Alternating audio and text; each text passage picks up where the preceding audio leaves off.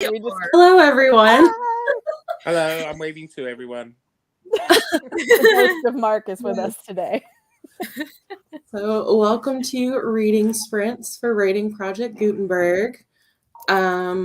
Just in case you don't know my wonderful co-host here, would you guys like to go around and introduce yourselves? Starting with Mark. Well, I'm 6'5", tall, blonde. His mustache looks amazing too. I believe him. A walrus mustache, for charity. And I just have the most piercing blue eyes. And I'm Mark. I have a channel called Book Time with Elvis. I live in the Czech Republic with my dog Elvis. This is my second year. I think it's actually the second year it's been going, isn't it? But it's the second year being a co-host of this wonderful event, opening up people to the wonders of the public domain, Project Gutenberg, and now LibriVox and things. So I'm really looking forward to it.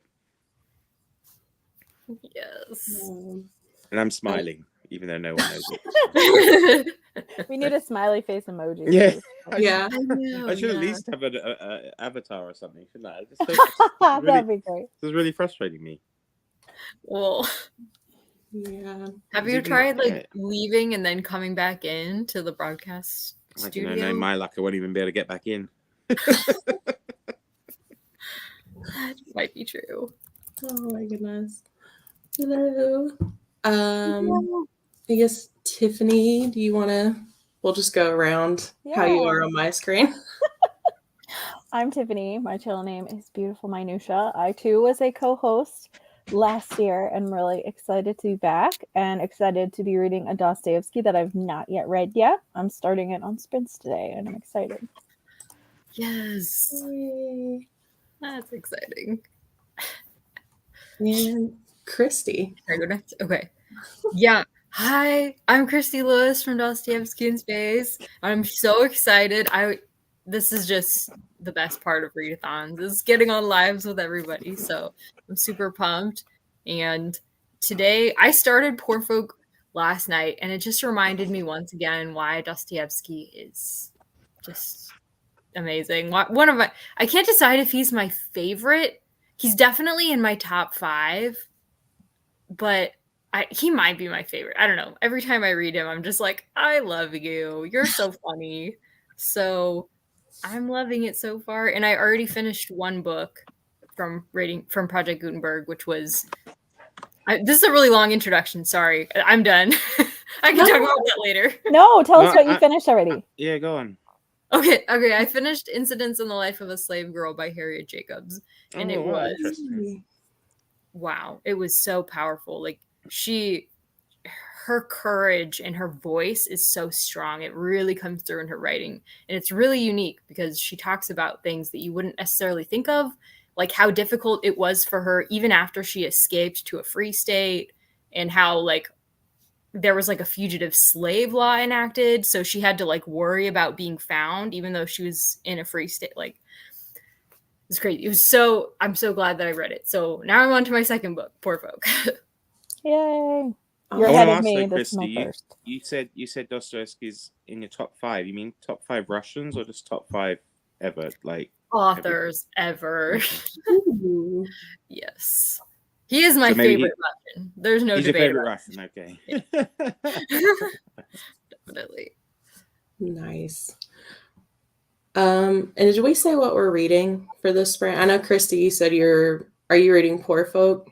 Mm-hmm. Okay. I am too. Yeah. I might do. I pulled up that, and I also pulled up Maxim Gorky's Through Russia, which I'm also tempted by. So Through Russia. Ooh, that sounds interesting. Yes, Paul read it with me. He was the one person who was like, I'll read it with you, and he's been reading it with me. So thank you, Paul. Oh, yay. Well, that's 2 raving endorsements. That's awesome. Yes. Mm-hmm. It's fabulous. I mean, it's terrible what happened, but it's very well written. Yeah, very well written. Yeah. Awesome. Well, I'm reading Dombey and Son by Charles Dickens. I skipped 2 books in my Dickens project because I wasn't feeling it. And then Kate was like, does anybody want to read Dombey and Son? And it was like, yes. I'll totally join in on that. And so far, it's really good. I'm only 100 pages in, but classic Dickens writing and crazy character names and the usual spiel. So, Which two did you skip? I'm curious. Barnaby Rudge and Martin Chuzzlewit, Okay. which I feel like those are the two most people struggle with. So, I love Martin Chuzzlewit, but I haven't read Barnaby Rudge yet. Or Okay. Dombey and Sons. I've only seen the miniseries of Martin Chuzzlewit, and I liked it. But then everybody I know who's read it has been like, eh. So I'm the one dissenter. It's one of my favorites. okay. Well, maybe I'll enjoy it then. Yeah, I'm with Tiffany. I quite liked it. I read it just actually. I think I was prompted to read it because of the miniseries Okay. back in the late '90s. I think was it? Yes. 2000s. I don't remember. Yeah. Yeah. And Barnaby Rudge, I wasn't not liking it. I just couldn't get into it at the time. So I was like, I'll just circle back. Well, it's funny you say that, Stephanie, because like I put Barnaby Rudge on yesterday on Audible because I was just looking through my library and I thought, oh, this is one I've never read, and it was already like, I don't know, maybe 11:30, and I don't know, I probably didn't even get 5 minutes in before I was fast asleep. I'm sure that's not an indictment against it. I was probably like really tired, but I thought it was funny that I was literally just put it on, and all I remember was him just maybe, I don't know, for a couple of sentences, and then it was morning. So I like it. The lullaby of Barnaby Rudge. Yes.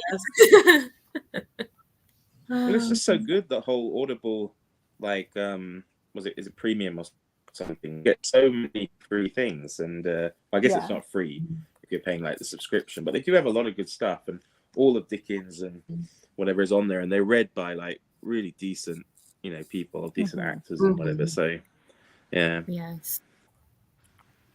Yeah, absolutely. Well, do we want to start a sprint?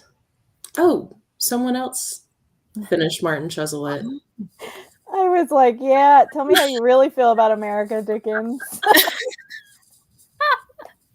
Is this the one where it follows somebody who is sent to America because they committed a crime in Britain? Is that what it's about?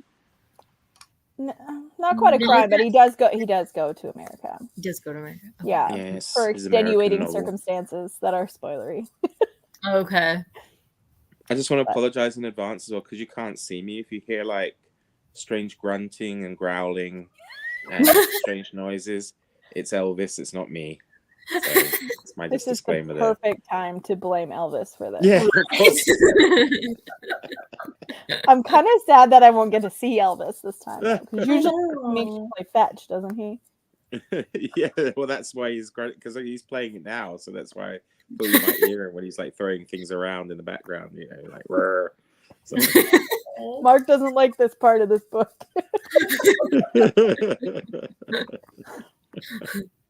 Oh my gosh. Well, how long do you guys want to sprint?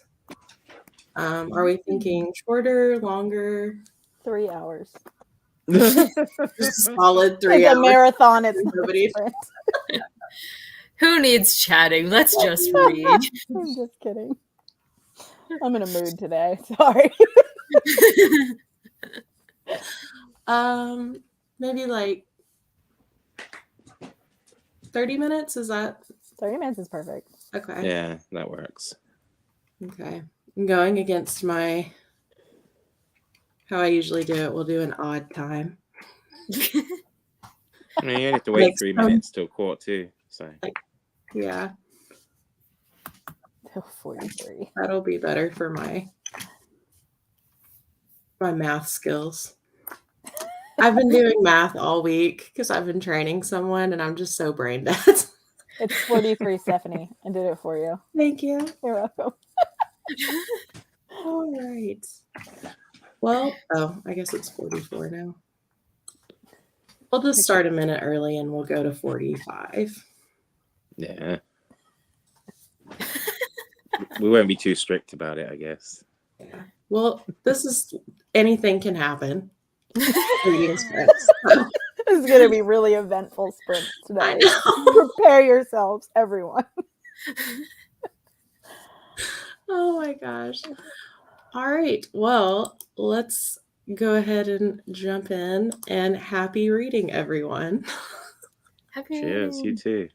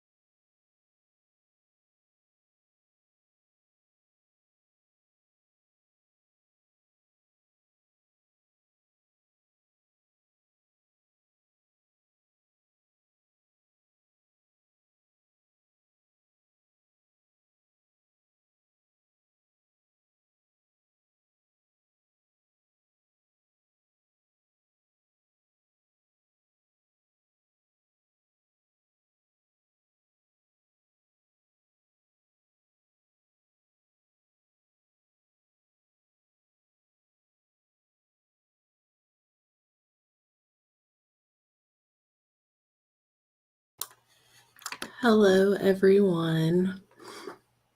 Trying not to be startlingly loud. I think you're good. At least you were for me. I always do that too. Some people are really good at it. Like Krista is always like, hello, friend. Yes. I aspire to that. Yeah, because I'm not going to lie, my alarm just scared the crap out of me. So, I'm not gonna do that on camera.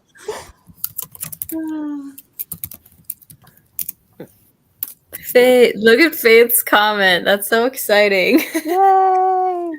Did you use Oh, Christy's tutorial? yay. So that's the only reason I figured it out was because Christy made a tutorial last year. It's so satisfying when you finally figure it out, though. Then it's like a whole new world has opened up. It is, because I don't like reading it on like my computer or my phone, but on my Kindle it's great. Yeah. Exactly. Yes. And Penny said she's reading Joy and Christ. Is that the Spurgeon one you guys are Yes, reading? it is. That's why I was like, woo, Penny! Awesome. We have a live for that tomorrow, so. That's Victoria told me yesterday that she just got her book, so she's like, "Can I read chapters before Sunday?" We'll see. Is that one? I don't know too much about it. Is that one that would count for Project Gutenberg, or is that newer? Sadly, It's not newer, but I don't think it's on Project Gutenberg. I 'Cause he checked actually because was I in the really Victorian time period, so. Okay. Hello. Okay. So how did you guys do in your sprints? Yeah, good, I think. Although I'm kind of left with this thought of what on earth was I just reading? You know, I went in the end with Gorky's Through Russia, and it seems to be like a collection of short stories. Without, I was just reading the synopsis without any kind of real plot. It's just this traveler guy going through Russia, and I guess he's telling stories, and it's compiled. But this first one's called The Birth of a Man, and it starts out like with really some beautiful language and the descriptions and things, and then he meets this peasant woman who's pregnant, and it just ends up being somehow the two of them, and then she goes into labor, and it then becomes like extremely graphic and traumatic because she's like, you know, malnourished. He wants to help her. She probably thinks he's trying to like, you know, take advantage of her or something.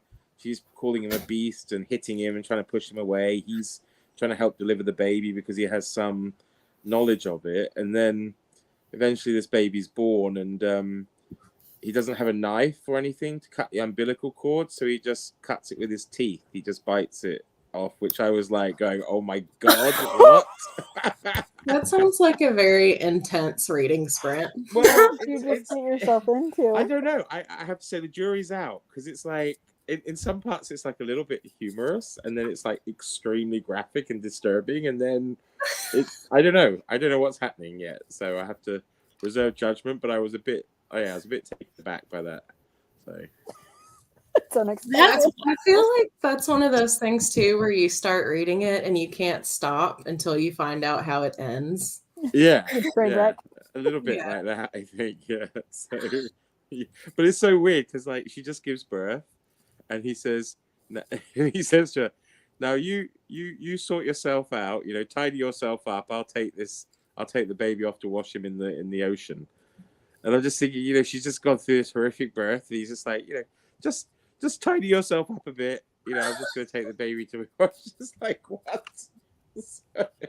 No big deal. So. That's wild. Because don't babies need to be like super warm? Well, they're Russian babies, right? You know, they throw them in the ice when they're born. So just a little polar plunge to start their life. That's it. It's only fitting. That's how you prepare them for Russian life. Oh my gosh. But you know, I was thinking about like when he obviously bit off the umbilical cord. I mean, I guess that might actually have been how they might have done it, like, you know, back in prehistoric times, or, you know, kind of, you know, pre-modern human times. You know, I guess, yeah, maybe. But still, yeah, pretty grim. I'm glad I ate a few hours ago. I think I would have lost my appetite. Yeah. Whew. Hey. Yeah, that's me done. How was yours, Tiffany? Better than that. I got about 12% of the way through Poor Folk. 12? It's short, so yeah. Nice. So I don't know how many pages it is because when you send Project Gutenberg thing to your Kindle, it doesn't tell you. So I don't know, 5 or 6 letters in, and it's parts of it. I don't know if it's supposed to be funny, but it's hitting me funny. Like the first, okay, so it probably is supposed to be funny because the first letter, he's writing this letter to this girl that he's in love with, and it's so dramatic the way that he is writing. And I'm at the point where he's just written her a letter about his day-to-day life because she's asked for details upon details. And he's talking about the place that he lives and how gross it is. And then he's talking about his landlord.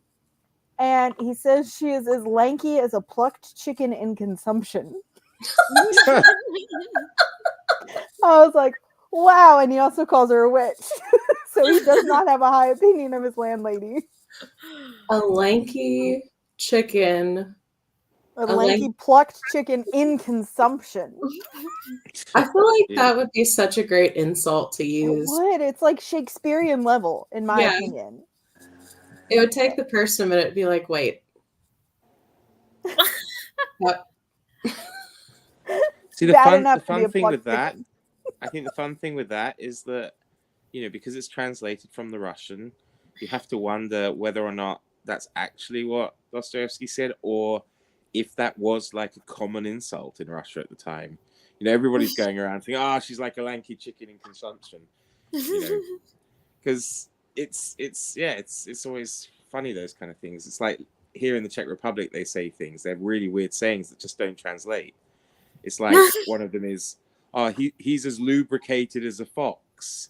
And I'm thinking, what on earth does that mean? When you translate it literally, he's as lubricated as a fox. Okay, yeah, all right. Like a greasy fox. Yeah. I was thinking sleek. Oh, but greasy works too. That's much better, Stephanie.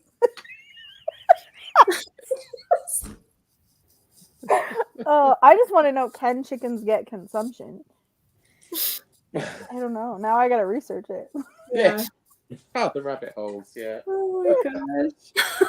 It's really, the writing is really good though. Like, it's very descriptive, but like I said, I don't know if the whole thing's supposed to be funny, but just like how over dramatic he is in his letters is very funny to me. Well, that's just Russia in general, right? The drama. Yeah.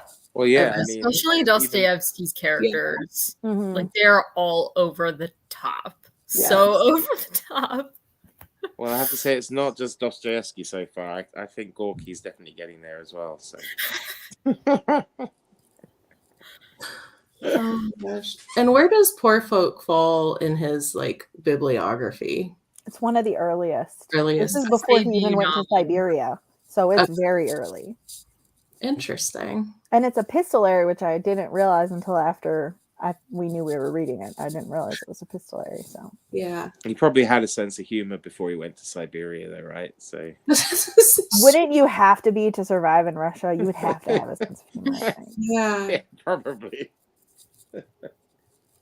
I'm really excited about it because it catapulted him to fame as soon as this was his debut novel, and as soon as it was published, he was like instantly famous. So I'm like, okay, what is all the fuss about? Like most debuts, I mean, debuts do get a lot of attention, but apparently this one really made a splash.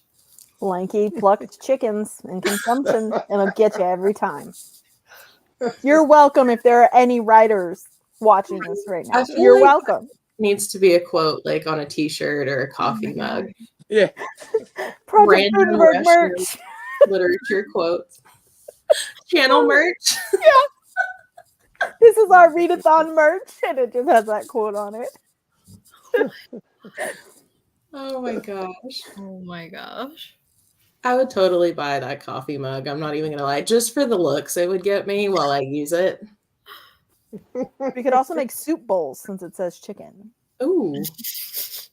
Y box or something. Yeah. I need to illustrate that. Sky's the limit. Really? I'm literally writing that down. I'm gonna draw it.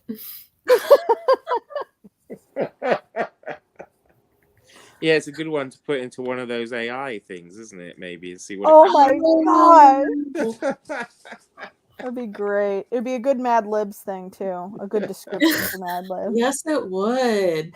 Adjective. It's a long adjective. I but- was just thinking that, Christy. Okay, next year or maybe this year, I don't know. Sometime for Rating Project Gutenberg, we're gonna have to do classic Mad Libs for sure. That would be amazing. It really would. Yeah, I I'm not was gonna just act. I'm not gonna thinking- act out biting off umbilical cords though. No, No, we're not doing charades. Don't worry about Oh, it. okay. but I was just I thinking. don't actually know what Mad Libs are. I think it's an American thing, so that's why. Oh, so it's like you take a passage or a story or something and you take Uh-huh. out the parts of speech and then you Right. ask people for that and just insert it in.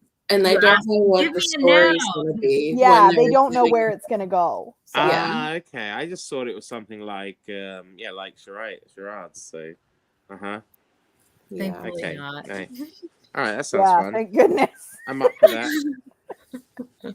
It would be quite funny watching you strutter out the screen, though, Tiffany, acting out being a lanky chicken with consumption. So. I'd just be like while I'm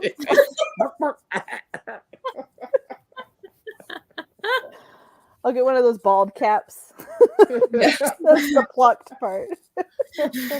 Oh my gosh. That can be the Rating Project Gutenberg after party. Oh my gosh. And Peter control the whole time. Oh my gosh. Peter It would can be come over comedy here. gold. He's not home right now, and that's the only reason why he's not in the comments, I'm sure. Yeah. Christy, how did your reading go? I got interrupted quite a lot because it turns out our car had some car trouble yesterday, and so we had to leave it at a mechanic's. And so they've been calling us all morning, and they finally just called and said, "Okay, you can come pick it up." So apparently, in like 20 minutes, we have to go pick it up. Oh my goodness. Oh, Yeah. So my day just got shot through because it's all the way in Santa Rosa. Because we were in Santa Rosa when it stopped working. Santa Rosa, by the way, is an hour and a half from here. Oh my gosh. So it's Yeah. 3 hours round trip to go get it. Yep. Just to pick up the car. yay. How are you going to pick it up without a car?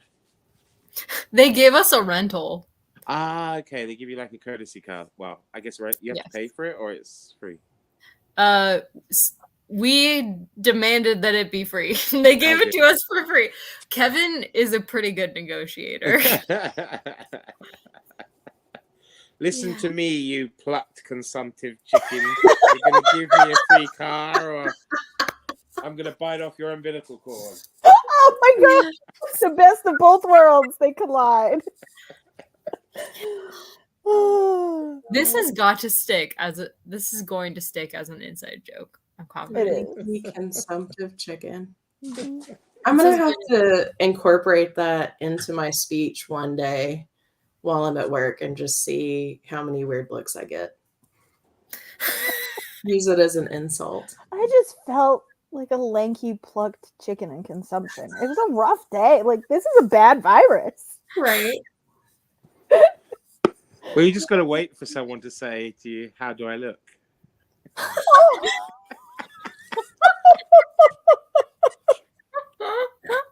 Does this dress make me look fat? No, actually, you look like a lanky plucked chicken in consumption. You look slender. What do you? Have you changed your hairstyle? Oh, Because you look- oh my god. I'm glad you were here for this, Christy. That was, Yes. that was beautiful. It is. Oh goodness. Oh my gosh. Yeah, Yes. agree. Car trouble is the worst. Yeah. But it's fixed, right? You're going to pick it up. 'cause It's fixed. We were actually glad when they called and told us that we could pick it up today because that That's meant fast. it wasn't super serious. we don't have to buy a new car, So Thank goodness so for we're that. happy, but it does mean back to Santa Rosa we go. Get yourself a treat while you're there. You deserve it. Yeah. Treat yourself. Yeah, get some Yes. fried chicken. I feel hungry all of a sudden.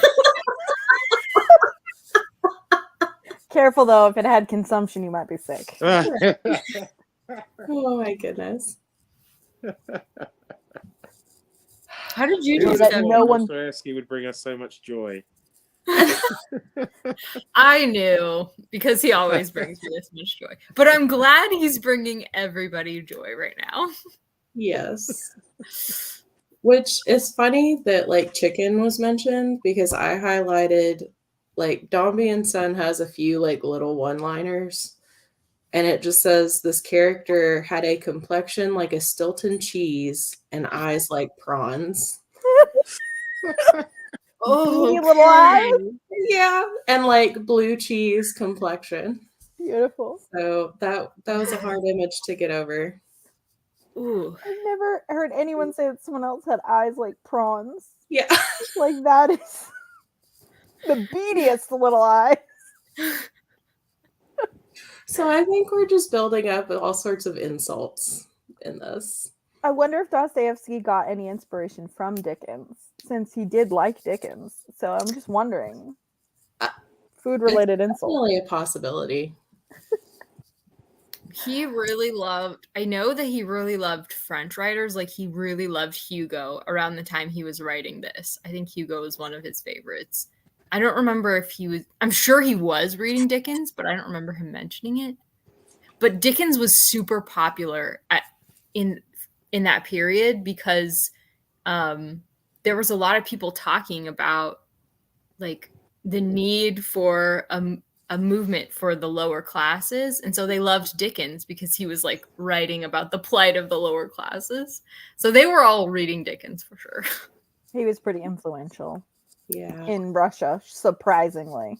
I wouldn't have thought that until I read that. I'm like, oh, that's interesting. Yeah.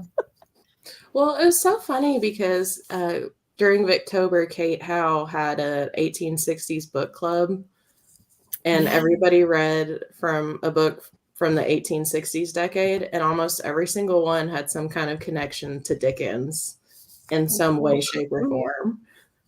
That's So right. it's like he just keeps popping up. So even if you're not a fan, he's there.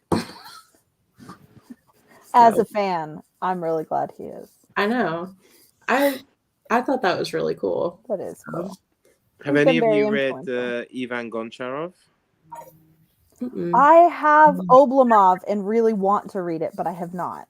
Yeah, I wanted to get to Oblomov this year, but I read his first novel, which is a common story.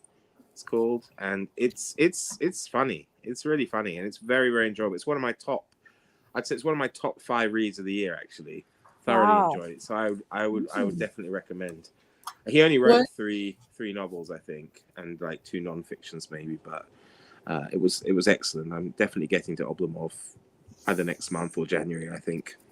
And I've got picked War that and up- Peace in January, so not probably. Oh, yeah, read it before. How I do you picked up Oblomov because I read the description on the back and was laughing so hard. And I'm like, Yeah. I gotta buy this. yeah. It's not like a used bookstore. Well, the wonderful thing with A Common Story is it's just like there's so many wonderful conversations in it between the main character and other characters, especially the main character and his uncle. It's just so amusing. I thoroughly loved it. I couldn't put it down. It was great. So Adding that to my TBR. I don't remember any food related insults though, but I'll have to go back and look. I'm so sorry. I just looked this up on Amazon because I was like, I'm going to have to add this to my list. And it says, for fans of Otesha Moshfegh's My Year of Rest and Relaxation. And it was like, I was not expecting that comparison.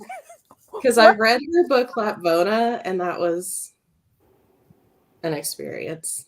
Now I'm even more intrigued. That is Which a crazy. Which book did you look up, Stephanie? Was that? The Oblomov. Oh, Oblomov. Yeah. And Amazon compared it to Otesha Moshfegh. So that was really interesting. I've never seen that modern with a classic twist on there. I've never read Mhm. that before, so I haven't read that one, but I've read her other one, and it's one I will never forget, and I will never reread it again. oh, I mean, it wasn't bad, but it was too much of everything. then maybe Oblomov's not for you. But this one sounded funny. Oh dang, the one that Mark mentioned is not on Project Gutenberg, but Oblomov and the Precipice is. It's the only one not on there. Ah, That's too bad. it should be though. I mean, There was- but hang on. I think it has a different name though. Or are you Oh, looking okay. Are you looking up just books by? I looked up Goncharov. It should be on there because, of course, it's his first one, so it's the oldest one, and it's definitely like 19th century. But I'll just have a look myself. What's the other alternative name? Because the Precipice, the edition I've got is called Malinovka Heights, so it's also got a different name. It's only Oblomov, I think, has the same name. That would make sense since it's a name. The Same Old Story. It could be under. Oh, Alexa, shut up. Shut up, you lanky plucky chicken. By the way, that's my virtual assistant, of course, not my wife or I wouldn't be like that. We know what Alexa is. It's fine. She's in America too. Well, it's possible I could have a wife called that, though. I mean, There'd be that one viewer that'd be like, he's so mean. Yeah. Is Alexa okay? Should we call someone? You can get it. Actually, interestingly enough, I can't see a link to it on Project Gutenberg, but it is on LibriVox. Oh, Cool. And it's on LibriVox as a common story. okay. So there's like Nice. two things: the same old story or a common story. It's the same book, but just uses different names. So I always find out about such good books on there from you. You mentioned I them, know. and it's like, ooh, that sounds so good. And then I have Mark to always grows my list. TBR every Yeah. time. Mhm. Why can't someone? Sorry, I was just putting it. I was just pressing play, so it's in my watch history. Yeah, I just saved it on LibriVox, so now I have it. Oh. Sorry, I have a random stray cat staring at me in my window. Oh my gosh. I looked over and it was just like there. Says Ron to you, Stephanie.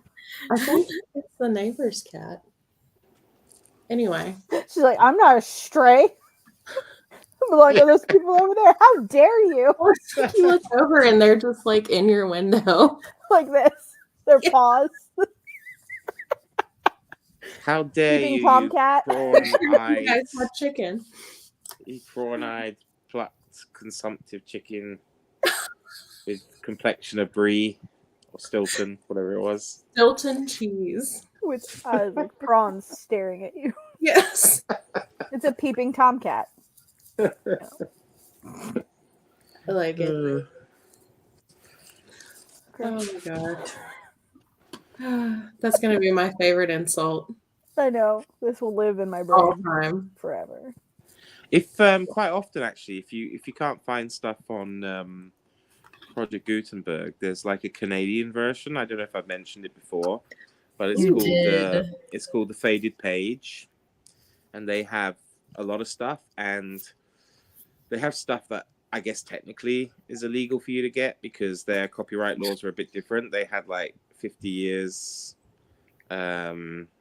They changed it now. They're now in line with like Europe and the US. But it meant, for example, like all the James Bond books were in the public domain in Canada because the 50 years limit had passed. But of course, in America and Europe, they weren't. But there's no block on it. So technically, I don't know. It's a And legal what grey area with some of them. Nice. And what was the name of it again? The Faded Page, I think, or Faded Pages. The Faded Page, I think, yeah. Okay. And there's also Project Gutenberg Australia. If you Google Oh, that, that's yeah. it's also that's got funny. stuff that sometimes the other Project Gutenberg doesn't have. So I heard that squeak. That was the squeak of excitement for new information. Oh my gosh. Well, this whole page is going to be a whole rabbit hole I'm going to fall into. I know what you're doing for your next sprint. Right. Nice. Looking up Goncharov on every site. Well, do you guys want to do another sprint? Yeah. I'm Don't down let for me another stop sprint. you. Please do. Yeah, I could probably do one more. I mean, it's 9 o'clock here. I'll probably manage one more before I try and restart Barnaby Rudge on Audible and try and get past the second sentence.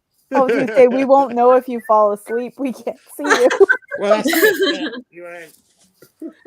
No, I'm gonna. I We'll have to just wake continue. you up when it's time. I have to Right. continue this birth story. I have to find out what happens. So I meant later I'll listen to Barnaby Rudge, but I'm going to carry on with this Birth of a Man by Gorky. That's not going to make you fall asleep, I don't think. No, No. probably keep me up for weeks. Yeah. I'm Weird eager to dreams. see what happens next when we check in. Mm-hmm. I'm just going to be Tell me what's dreaming next. about chickens and prawns and umbilical cords all night, aren't I? It's going to be really disturbing. What a time to be alive. All right. Well, oops. I also cannot. 41. Thank you. I'm inept at these banners today. I can't do that either. That's hard. I can do it if it's like a multiple of 5, you know? Yeah. Or like by the time I get it typed in, it's like actually it's the next minute. So Just you're type on it, coming back eventually. right. Yes. Stay tuned. Stay tuned. Sprinting. Stay tuned. All right. Well, happy sprinting. And bye, Christy. Hi, Yeah. Christy. Bye. Sorry, guys.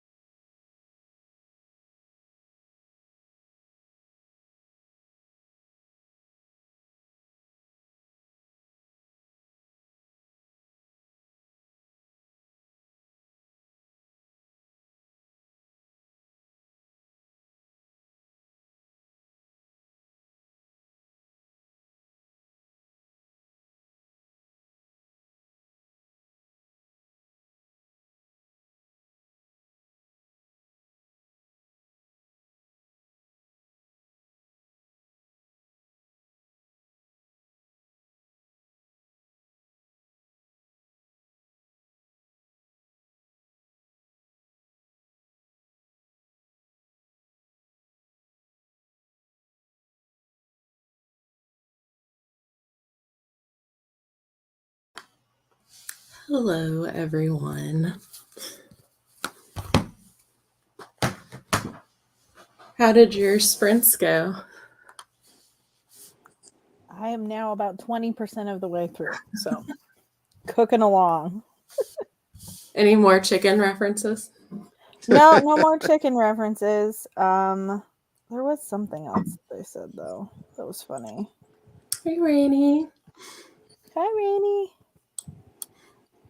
Oh, okay. So someone has written to the girl to tell her that the guy is too thin, and he's really offended by that. And he said, also, who told you I was looking thin? Slanders again. Nothing but slanders. I am as healthy as could be and have grown so fat that I am ashamed to be so sleek of paunch. So sleek of paunch. So not food related, but another kind of funny description.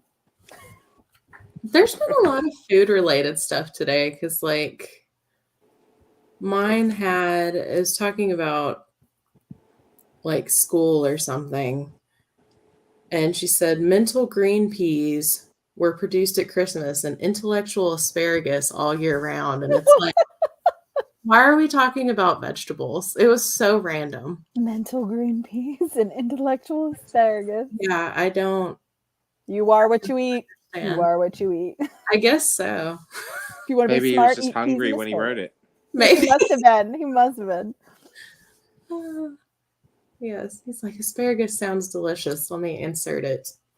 Yeah, maybe his wife like called up and said, "Hey, Charlie, do you want asparagus or parsnips for dinner?" And he's like, "Yeah, asparagus. Oh, that gives me an idea, you know." Intellectual asparagus. Yes. So maybe this whole book, they were just planning their dinner menu for the month. That's or it. something. Yeah, he picked up the wrong notes. Submitted Stilton, the wrong prawns, thing. asparagus. It sounds nice. Or he was in with like, different, I don't know, whatever grocery type things at the time, and they're giving him some money so that way he'll push certain foods so people like read it in the periodicals. Farmers market or something. Yeah. Yeah, that's it. The asparagus growers of Britain were sponsoring him. Yeah. Most people don't know that about Dickens. He kind of sold out for Dombey and Right. Sons. Well, he made it very clear in this one. Mm-hmm. Like it had relationship stuff. I was just so focused on intellectual asparagus and stuff like that. It's like I'm gonna have to go back and reread it. It was so random. I wonder if you serve intellectual asparagus on the side of like a lanky, plucked, consumptive chicken. Right. They go together. We're just creating a whole meal here. Yes. We've got a vegetable and a protein. Now we need a starch. So, was there any starch in your book, Mark? No, we just had an argument over Afterbirth. So it was a really charming read, I can tell you. Yeah. Yours is the gift that keeps on giving. It really is. Mine was like the least appetizing of everybody's reads, probably. Yeah.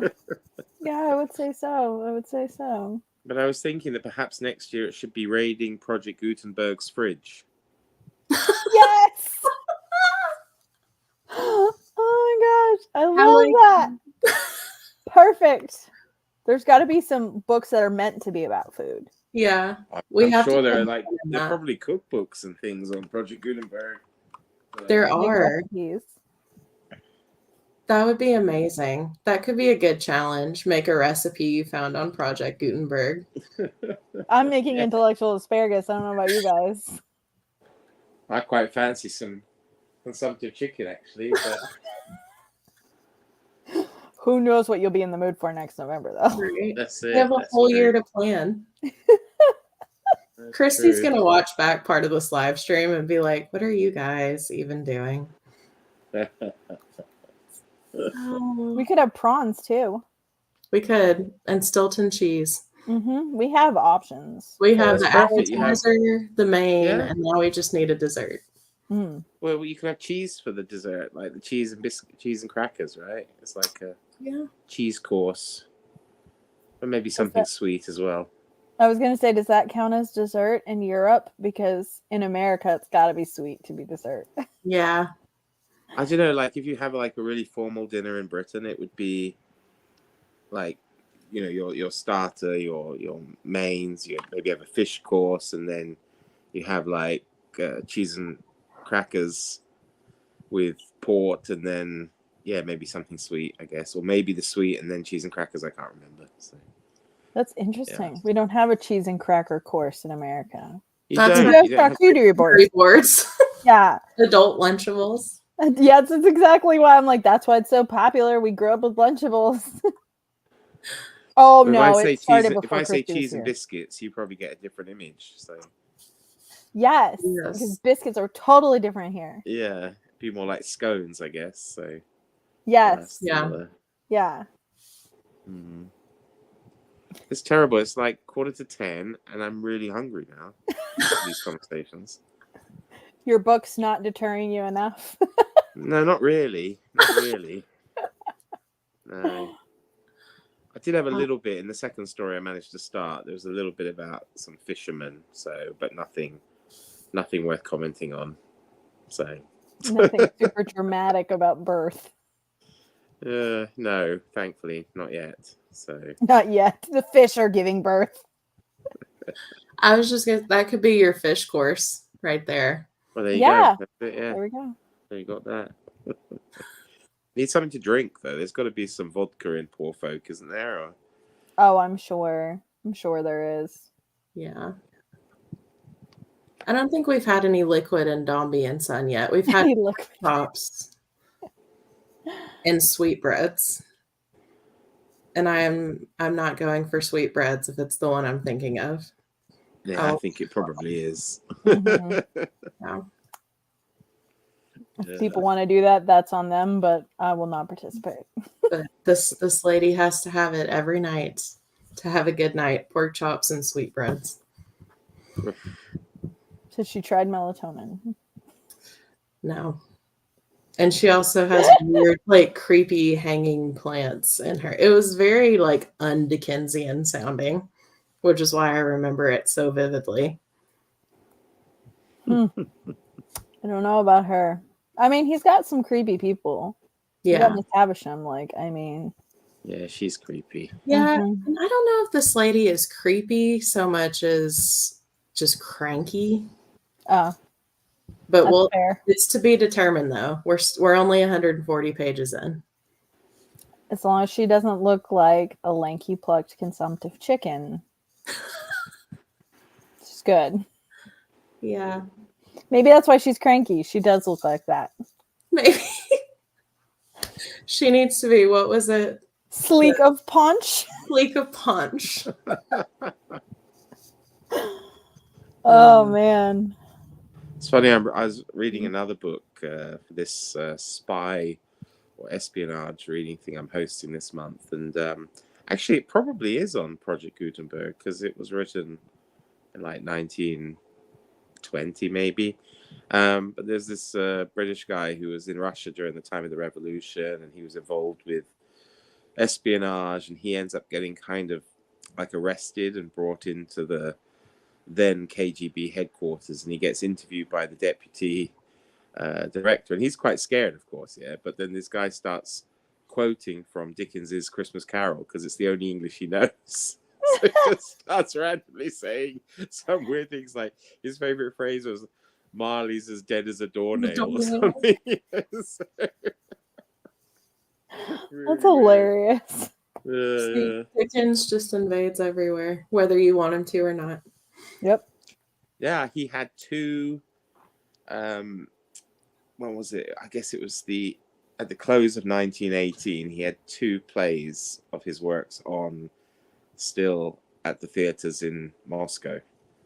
Because in one of the other books I was reading, this guy goes back. It's called 6 Weeks in Russia, and he goes back in end of 1918 as a journalist. And to set the scene, he tells you what's playing in all the theaters you see under the new Soviet Union. And yeah, two of the plays were adaptations of Dickens's works, which I thought again was quite interesting, seeing as the communists had just taken over and they didn't, obviously did quite like him. So yeah, that is That's interesting. interesting. Yeah, it's a fascinating period, definitely. I mean, it's really, really interesting. You know, reading it, he interviews and talks with a lot of the main players, and I'm going through the book, and I keep then, going to my mobile and looking them up on Wikipedia, and 80% of them end up being shot by Stalin, a few years later, which is just pretty horrible. But Yeah. there you go. You always have the most interesting books going on, though. I know. You really do. Well, I fall through these rabbit holes really because I read one book that was called Russian Roulette: How British Spies Thwarted Lenin's Plot or something, and it was about a load of these guys. And then I found out that most of the guys he talks about in the book published their own books. So then, of course, now I'm on a mission to read their books as well. You see, to see how it really went down from their point of view, and it's pretty interesting. It's also interesting how many authors were involved. Like Somerset Maugham, he was a spy. He went to Russia. He went to try and actually prop up the Kerensky government to stop it falling to the Bolsheviks. The guy whose book I'm reading, 6 Weeks in Russia, he became a very famous children's author called Arthur Ransom. He wrote a book series, Swallows and Amazons. I don't know if it's... I have that. Yeah. And there's also a guy called Compton Mackenzie who wrote a famous book called Whiskey Galore. He was also involved in the early days of the Secret Service in Britain. Yeah, it's incredible, the link, I suppose, between these authors and espionage. Yeah, I didn't know that about any of them. Yeah. That is really cool. I'm getting ready to read a Somerset Maugham book next month, Razor's Edge. So. Well, and bear in mind that he was an actual spy, like a proper one. Yeah, I didn't know that because I've never done any research on him. Yeah, Oh, yeah. I had no idea. Yeah. Nope. He went off with a blank check from the British government to try and sort out the situation to stop Lenin taking control in Russia. So, that's cool. Yeah. It was pretty cool. Fun fact of the day. But the funny thing was, he wasn't unknown at the time, right? Because he'd actually, he had already some books published under his belt. So I don't know how effective he really was if people don't know who he is. Like, hey, wait a second, I've seen you before. Yeah. Maybe he was like the foil so somebody else could get in. Yeah. Well, yeah. Well, there was a lot of that. I have to say they were brave people though, because I can't imagine what it was like, especially the ones who went really deep undercover. And this one guy, Paul Dukes, he was known as the man of 1,000 faces, and it's incredible. There's like photographs of him, how he just changed his appearance all the time. It's just impressive, really. Wow. Yeah. And they were all clever enough to like never claim to be Russian.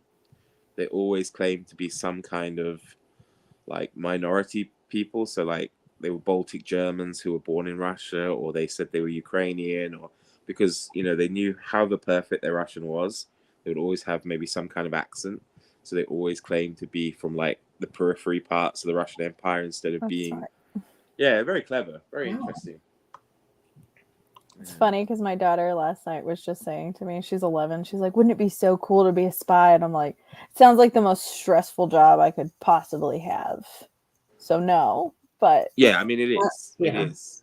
I mean, when this guy goes, this Paul Dukes guy goes back to Russia, and he just describes, sitting on the train and how he just instantly racked with paranoia that every time someone looks at him or smiles at him or nods at him, that they must know who he is and what he's there for and all this kind of stuff. And it's really, really stressful. Yeah. I would be paranoid all the time. Yeah. Trust no one. I would blow my own cover. Yeah.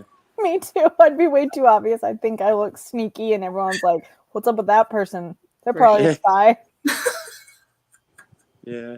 I mean, he was convinced that he was just going to literally walk, that they were expecting him, when he was going to walk through the ticket barriers at the station, he was going to be rounded up immediately and all this kind of stuff. But my gosh. Yeah. And then be sent to the gulag or something. I think it would have just been shot, probably. Oh, that's not a good alternative either. No. Well, maybe it's better probably, actually. It is, but it's still not great. No. Yeah. No.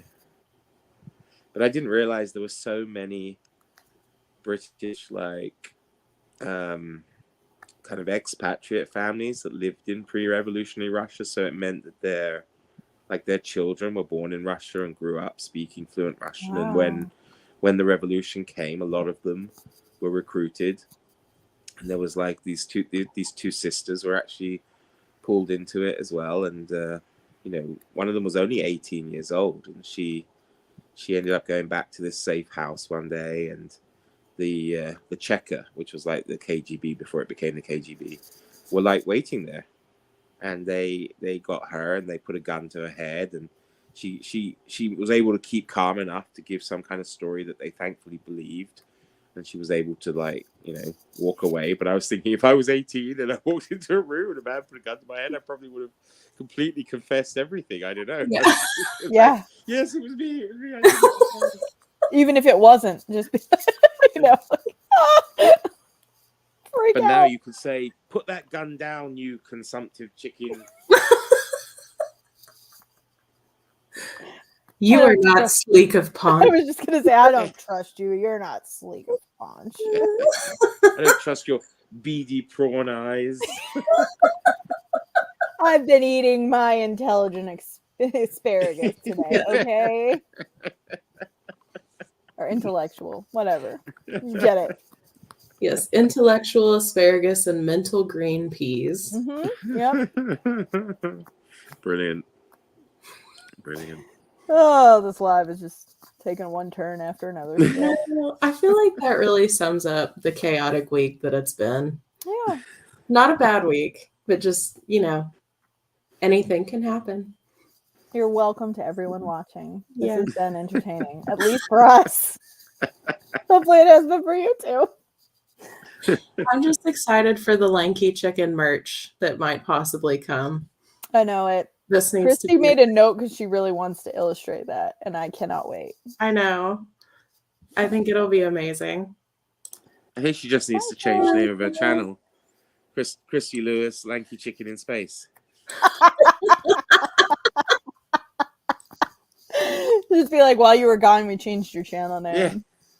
Yeah. You're welcome. Especially still a because she makes Dostoevsky all the reference. recipes on her channel. Mm-hmm. Genius. And it's still a Dostoevsky reference, so it still counts. Yeah. Yeah. It's a deep dive. You It's only for get the it if true you're a real Dostoevsky fan. fan. Yeah. Yes. That's how you root out the fake fans. Do you even know Dostoevsky? Oh my gosh. Oh yeah, this has been going on for a while, Rainey. Yeah. A while. Oh. It's still on topic though. It was in the book we're reading. Yeah. It's the gift that keeps on giving. Mm-hmm. Read Poor Folk if you haven't yet. Pick it up. This is your incentive. Yes. Oh my gosh. Well, I am interested to see what other comedy gold lines they have in that. That makes me more excited to read it, to get to those little lines. I'll pop them in my Discord so you can see them. Yes. To keep you motivated. Yes. Oh my gosh. Well, Mark, I know you said it was almost 10 o'clock there. Yes. I'm heading off to bed. You're lagging. So I think this would be a good place to stop if you guys are okay with that. Yeah, that's fine. Sorry for those of you who just came in. Yeah. It's been chaos. It has. But It was great. It was great to see you both again, although you didn't get to see me, of course. It was great to hear you. Yes. Yeah, my And mum Elvis. always said I had a face for radio, so. We're missing out on the mustache content, Yeah. unfortunately. He's been working so hard. We don't even get to see it. You'll have to post a picture on Instagram. Be like, Yeah. this is what I was supposed to look like in the live stream. Yeah, and then I'll get some kind of, you look like a plucked chicken comment or something. And I'll know who's Consumption, are you responsible. okay? Oh my gosh. So I think our live show late November. It's the last Sunday in November. Hang on. Yeah. The 26th. To discuss Poor Folk. And that will be on Christy's channel. Christy's channel. Okay. Awesome. Well, I will, once it lets me, I will add all that in the description for anyone who comes back for the chaos. It'll be down there. And everyone's channels are already linked. So please subscribe if you haven't already. And we will see you guys next time. Super. All right. Thanks a lot. Bye, everybody.